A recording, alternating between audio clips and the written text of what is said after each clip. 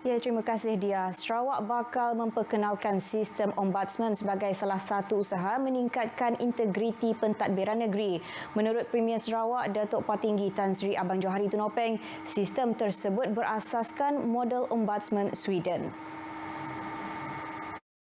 Datuk Patinggi Tan Sri Abang Johari memberitahu sistem berkenaan akan dibentangkan pada persidangan Dewan Undangan Negeri DUN pada penghujung tahun ini.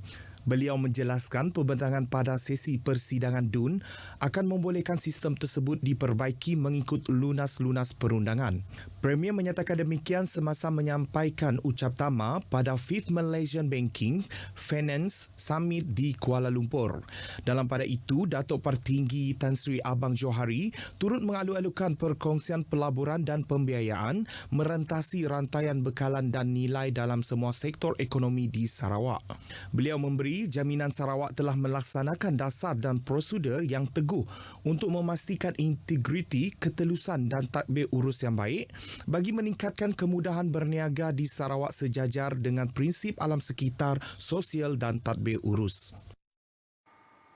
Kementerian Belia, Sukan dan Pembangunan Usahawan akan memperkenalkan program Youth Entrepreneur Setup atau YES 2.0 pada suku ketiga tahun ini. Menterinya Datuk Seri Abdul Karim Rahman Hamzah memaklumkan program tersebut telah direka bentuk untuk menjadikannya lebih mesra untuk golongan belia dalam menerima ekonomi digital sebagai satu cara untuk mewujudkan perniagaan yang lebih cekap, inovatif dan berskala.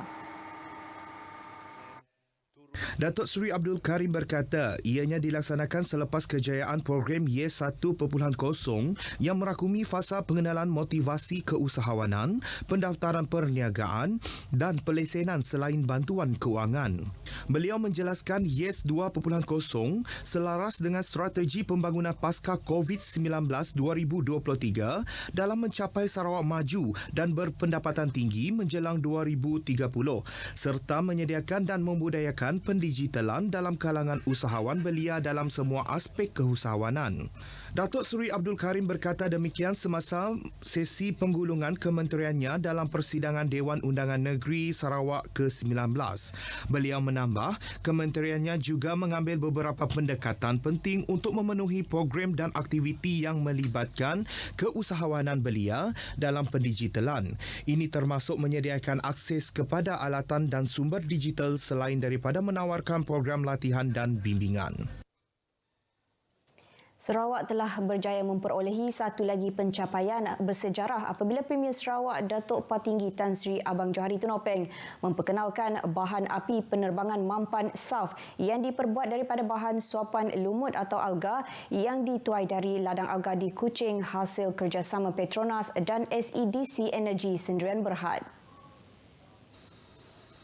SEDC memaklumkan titik bersejarah pada 22 Mei itu menyaksikan Premier Sarawak serta rombongan menaiki pesawat Airbus A220-300 kendalian syarikat penerbangan Air Batik di lapangan terbang antarabangsa Kuching dan membuat penerbangan ke pameran maritim dan agro angkasa antarabangsa Langkawi 5 2023. Menurut kenyataan media tersebut, pesawat berkenaan yang merupakan salah satu peserta 5 2023 telah diisi semula dengan SAF sebelum memulakan penerbangan dari Kuching ke Langkawi. Penerbangan tersebut merupakan penerbangan julung kali yang menggunakan teknologi SAF dengan sokongan Pusat Inovasi Aero Angkasa Malaysia dan Perbadanan Industri Aero Angkasa Negara Malaysia di bawah Kementerian Pelaburan, Perdagangan, Industri.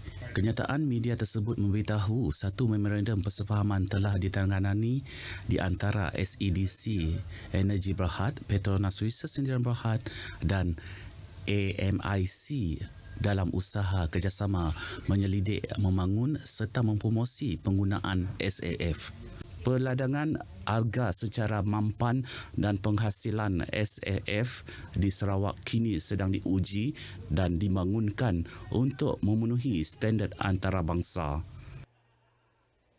Sambutan Hari Keselamatan dan Kesihatan Pekerja Sedunia atau World OSH Day yang disambut setiap tahun pada 28 April menekankan aspek pencegahan kemalangan dan penyakit di tempat kerja. Menurut Pengarah Jabatan Keselamatan dan Kesihatan Pekerjaan Sarawak, Dr. Nur Halim Hassan, ia dilaksanakan menerusi sesi perbincangan, konsultasi dan dialog sosial. Dr. Nur Halim memaklumkan selain itu, ia juga bertujuan untuk memperingati para pekerja yang terlibat dalam kemalangan di tempat kerja. Beliau turut mendedahkan menurut statistik kemalangan di tempat kerja tahun lepas, sebanyak 392 kes kemalangan dilaporkan di negeri ini. Total 2017 sebanyak 34 maut. Banding dengan tahun lepas cuma 22 maut di tempat kerja. Itu daripada dia ada penurunan daripada sebelum ni dalam tempoh 5 tahun kepada yang terkini lah. Untuk yang terkini kita memang setakat April tu maut dia adalah 4. Dr. Nur Halim berkata demikian dalam satu sidang media di Balai Bomba dan Penyelamat Tebuan Jaya. Agensi Penguatkuasaan Maritim Malaysia APMM Sarawak telah menahan sebuah kapal kargo yang membawa muatan batu kerikil pada jarak lebih kurang 2.1 batu nautika Tenggara Tanjung Po pukul 4.40 petang semalam. Pengarah Maritim Negeri Sarawak Laksamana Pertama Maritim Zin Azman Muhammad Yunus berkata kapal kargo tersebut ditahan aset ronda APMM yang sedang melaksanakan operasi pemantauan berdekatan perairan tersebut. Laksamana Pertama Maritim Zin Azman memaklumkan aset ronda APMM mengesan kapal kargo berkenaan yang sedang bergerak dalam keadaan mencurigakan pada jarak lebih kurang 1.1 batu nautika dari aset berkenaan. Dalam kenyataan medianya, beliau memberitahu hasil pemeriksaan dan penggeledahan mendapati kapal kargo berkenaan dikenalikan oleh 7 orang kru termasuk nakhoda, 2 orang warga tempatan, 4 orang warga India dan seorang warga negara Myanmar berumur lingkungan 19 tahun hingga 53 tahun. Menurut Laksamana Pertama Maritim Zin, ketika diperiksa, kesemua mereka mempunyai pengenalan diri. Beliau mendedahkan kes tersebut disiasat di bawah Ordinan Perkabalan Saudagar MSO 1952. Penganjuran kejohanan sepak takraw veteran Piala MyFarm 2023 berjaya menghimpun beberapa bekas pemain kebangsaan dan negeri. Menurut penaung kelab sepak takraw MyFarm, Sophie Sari, kejohanan tersebut yang berlangsung selama 2 hari di Dewan Baharu Kampung Warisan Jepak menyaksikan penyertaan 32 pasukan daripada seluruh negara. Sophie memberitahu pasukan jemputan dari negara Brunei Darussalam juga merebut Piala Pusingan Kelab MyParm 2023. Beliau berkata, kejohanan yang julung kali diadakan itu telah membuka peluang kepada semua lapisan permain untuk beraksi bersama. Semangat berpasukan yang kita nampak, yang mana diorang pemain telah mewakili negara boleh bergabung dengan pemain yang mewakili kampung. Saya tengok ini begitu baik sekali lah, di mana tak ada istilah atas dan di bawah, semuanya bekerjasama untuk menjadikan satu pasukan ini menjadi yang hebat. Sophie juga memaklumkan antara bekas pemain kebangsaan yang menyertai kejohanan tersebut termasuk Muhammad Normanizam Ahmad, Nur Azman Abdul Hamid, Saravanan Kanisan, Muhammad Kahar dan Fadlan Shah Ibrahim. Beliau berkata demikian semasa merasmikan kejohanan tersebut di Bintulu.